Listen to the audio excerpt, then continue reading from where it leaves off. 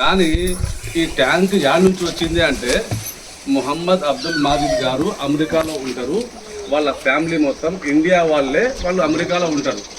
కానీ ఇలాంటి సేవా కార్యక్రమాలు నేను ఇండియా నుంచి వచ్చినాను కాబట్టి అదే ఇండియాలో నా పైసలు నేను కొంత భాగం పేద ప్రజలకు ఖర్చు పెట్టాలా అనే ఒక దృక్పథంతో ఆలోచనతో ఎక్కడ నీళ్లు లేకున్నా కూడా నా ద్వారాగా నేను అబ్దుల్ మాజిద్ గారికి చెప్పడం, ఇక్కడికి వచ్చిన వీడియో తీసుకున్నా, అందరు చెప్పారు మాకు వాటర్ కావాలని చెప్పేసి ఇదే మాట వాళ్ళకి చెప్పి బోరు మోటారు ట్యాంక్ సాక్ష్యం చేయించుకొని ఇది కట్టడం జరిగింది.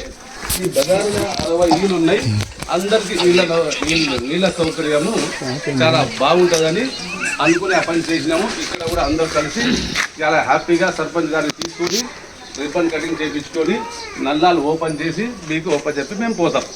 దీన్ని కాపాడుకునే అందరికీ మహిళలకు, పిల్లలకు, పెద్దలకు, ముఖ్యంగా గ్రామ సర్పంచ్ గారు దాదాపుడే గారికి చాలా రుణపడి ఉంటాం. వాళ్ళ సహకారంతో ఈ పని మనం చేయగలిగినాము.